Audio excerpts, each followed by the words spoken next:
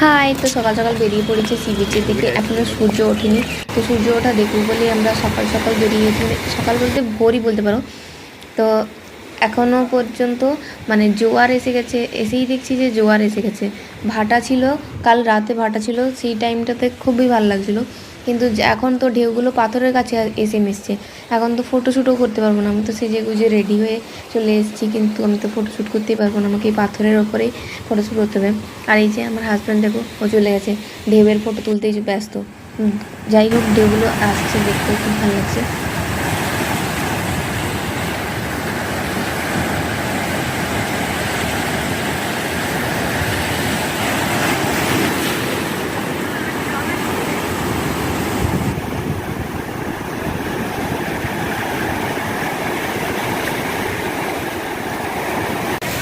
তো কিছু photo video তোলার জন্য আমি যে ঢেউয়ের অনেকটা সামনাসামনি চলে গেলাম, বাট আমার তো খুবই ভয় লাগছিলো, কারণ জানি না, আমার বেশি জল দেখলে খুব ভয় লাগে। তো এই যে ঢেউগুলো এসে মিশছে, আমার করতে তো হেভি ভয় লাগছিলো, মনে হচ্ছে যদি আমাকে টেনে নিয়ে চলে যায়। তো যাই হোক, এত দূর পর্যন্ত আসেনি, আমি একটু ওপরে দাঁড়িয়েছিলাম, আর ওখান থেকে ফটোশ্যুটগুলো কতগুলো করেছি। তো আমরা এখানে বেশিক্ষণ ছিলাম না, কারণ মেঘলা মেঘলা ওয়েদার ছিল, সূর্য ওঠাও দেখতে পাইনি, ফটোশ্যুটও সেরকমভাবে হয়নি। আমরা এসেছিলাম তো অনেক আশা নিয়ে, এসে সূর্য ওঠা দেখবো, অনেক ছবি তুলবো, কিন্তু কোনো কিছুই হলো না। না সূর্য দেখতে পেলাম, না ভালো করে ছবি তুলতে পেলাম, যেহেতু ভাটা জোয়ার এসে গেছে, ভাটা নেই, আর যে মেঘ করে আছে বলে রোদও ওঠেনি। তো এই দেখো, আমার মতো অনেক মানুষই এসছে। তো আমরা যে একটু ঘোরাঘুরি করার পর রুমে চলে এসেছিলাম। তারপর স্নান করতে গেছিলাম আবার, তখন ফোন নিয়ে যাইনি, ওই জন্য শ্যুট করা হয়নি। আর এখন যে বিকেল হয়ে গেছে, খাবার দাবার খেয়ে আবার রেডি হয়ে বেরিয়ে গেছি। তো গাইস, আমরা এখন রেডি হয়ে গেছি। এখন বিকেল কটা বাজে? 4:30 বাজে। আর এখন যে বাইরে আবার ঘুরতে যাবো। হ্যাঁ, সকালবেলায় নদীর বিচে, নদী বলছি, সরি, সমুদ্রের দিকে গেছিলাম।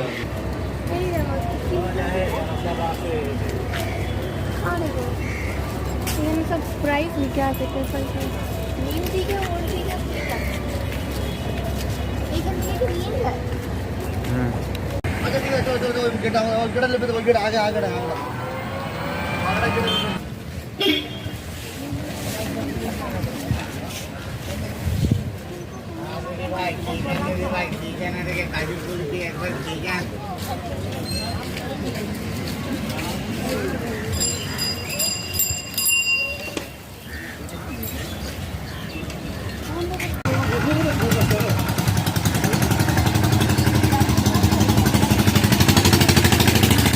কি দাম আছে এই ক্যাবগুলোর? এইটা 100 টাকা, বড়টা?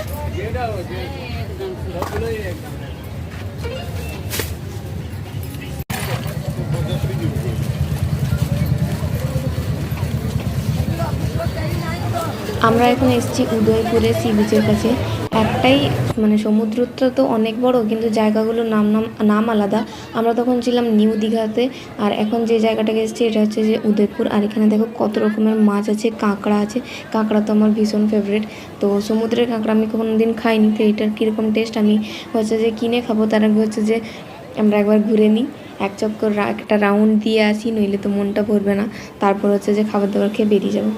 তো এই টাইমে দেখো কি সুন্দর ঢেউ এসছে। আমি যখন সেজে গুজে এসেছিলাম, ঠিক সেই টাইমটাতে এইরকম মানে ভাটা ছিল না, আর যে আমি ফটোশ্যুটও ঠিকঠাকভাবে করতে পারিনি। আর আমি তো এখন শু পরে এসেছি, তারপর যে আমি ওরকমভাবে ফটোশ্যুট করবো বলে আসিনি।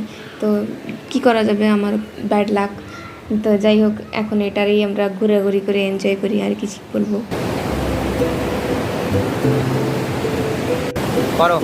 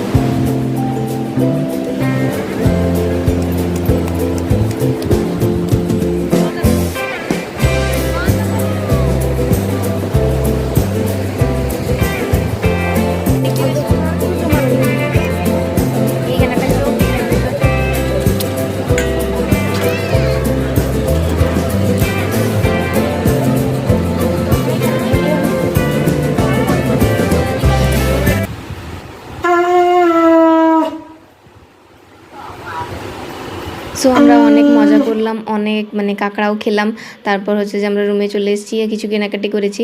এই যে বড় শাঁখটা মেনুর খুব পছন্দ হয়েছে, তো এই বড় শাঁখটা হচ্ছে যে ও কিনেছে।